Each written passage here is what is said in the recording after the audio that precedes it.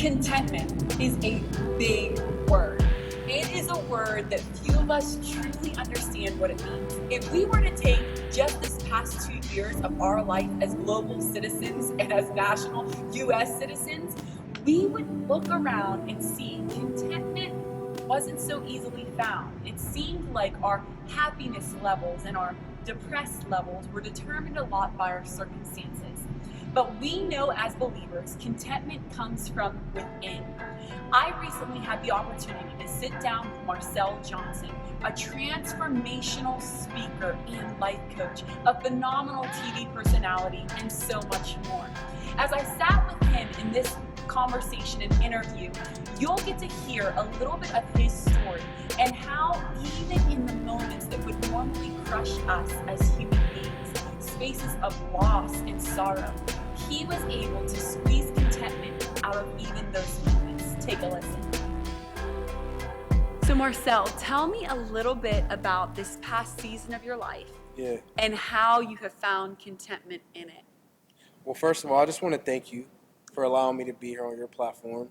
This is awesome. Angela's doing amazing things, so I'm content with just being here, first of all. Amen. But, but I feel like this past season, or just like these past seasons, honestly, for the past few years, has been challenging.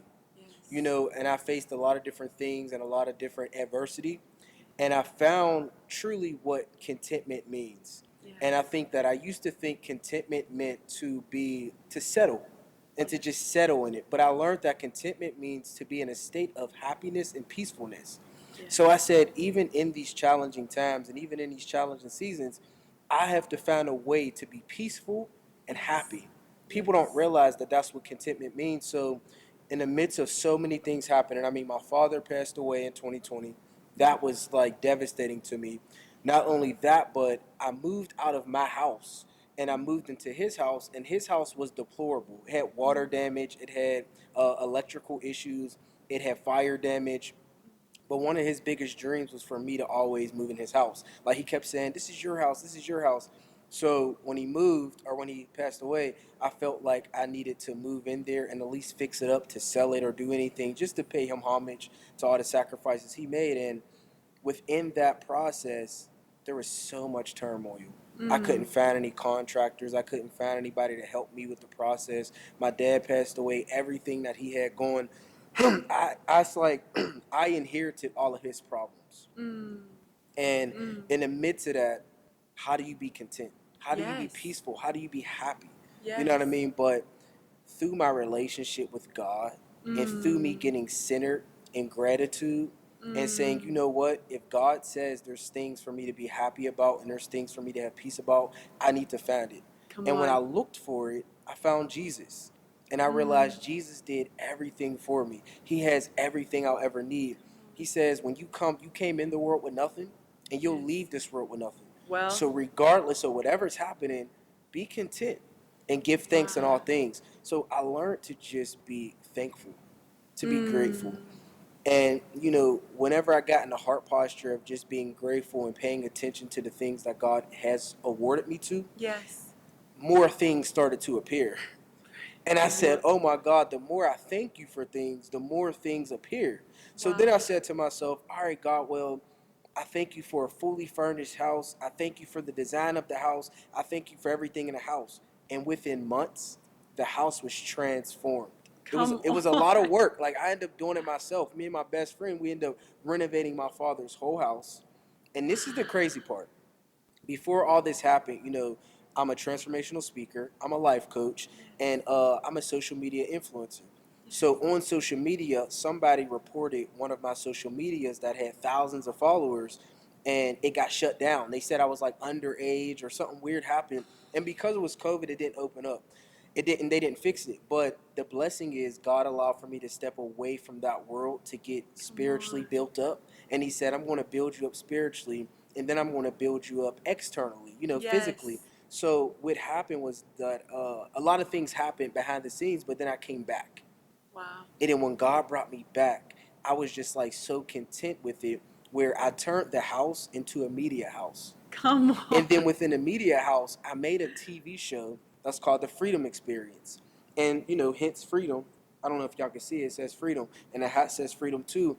I made the show that God gave me a vision. One day I was sleeping, and I was just praying and thanking God for just, the struggle. I was probably crying, honestly, because it's not easy. But I found a way to be peaceful and happy.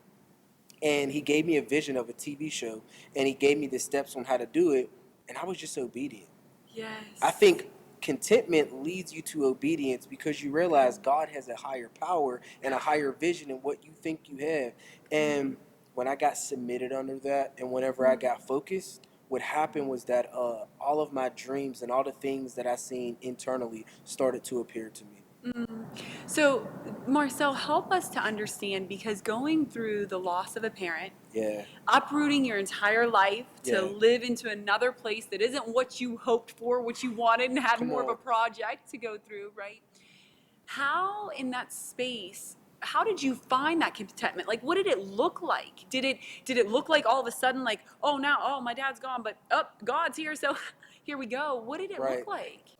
No, you know what it looked like. First of all, I have to say I have a relationship with God already. Come So the on. blessing is when you're connected to the source, he blesses you with grace. I Yeah. always tell people, like, I understand that a lot of people grieve, but my Yes. grieving process was a little bit different because I had a certain amount of grace that overwhelmed me, that God wouldn't even allow me to be in despair. Come My on. father is That's so good. awesome because he didn't allow for me, the enemy, I felt the enemy right there, like, get depressed, get Yes. sad, get weighed down. But I made a choice to live under grace. And when I Mm. lived under grace, it allowed for me to see the beautiful things in life. It allowed for me to see what I did have. It allowed for me to see that my dad might be gone, but my mom is still here. My brother is still here. My sisters are still here. So it's about gravitating towards what you do have. And at the end of the Yes. day, when I realized my deepest desire is, I believe it's Psalms something, don't quote me, but it says that what I desire, what I seek the most is to dwell in the house of the Lord, to gaze at him in all of his beauty, to seek him in his temple. That's my heart's desire. So anything else is bonus. Yes, You know, it's true. it's Yes. bonus, but I think whenever I'm like life coaching people and I'm going through people, they don't always have that perspective. It's true. Like, let's be real, everybody doesn't have that perspective, but I think I make people, like, in my life coaching thing, is something that I had to go through, is write down the things that you do have. Come Write on. down the things that God has blessed you with, because you need to get your focus off of what's negatively happening and focus on Yes. what's the positive happening, and then become grateful for that. I think So people good. underestimate the gift and the power of gratitude. My mom always says, your gratitude will change your latitude. Yes. So I'm like, all right, let me get grateful, let me get thankful, and let me see what God's want to do. Because he's the master man. He's the master Listen, man. and in him all things are found. I love Yeah. that perspective switch of Yeah. focusing even in the depths of despair, even Come in on. sorrow, Yeah. fixing your focus on the good that you do have. Yeah. And in that space, you find contentment. That's why Paul says that none of these things move me. Come on. Whether he was shipwrecked, Come on. whether he was snake bitten, held as a god, left for dead, none of these things move me. That's right. And that's the contentment you found. Your Yeah. story is so beautiful, Marcel, and he Yeah. is a phenomenal life coach, transformational coach. He speaks in schools and all over and all different types of platforms. You can get him, and you need to be in touch with him. Make sure you're following him on social media.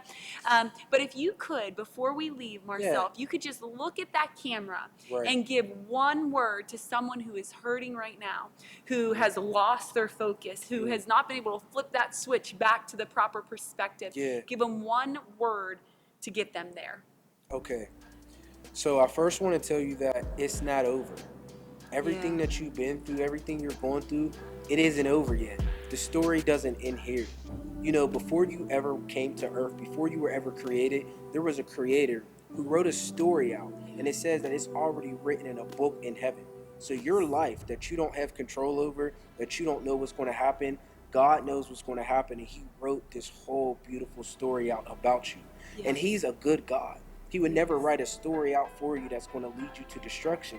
He says, I know the plans I have for you, and it's plans to prosper you. It's plans that bring you hope. It's plans to do good for you. So wherever you're at right now, just know that God has a bigger plan, and he's going to use your pain, and your pain will become your platform in which you can sit in a position like I'm sitting and explain it and tell people how you overcame it.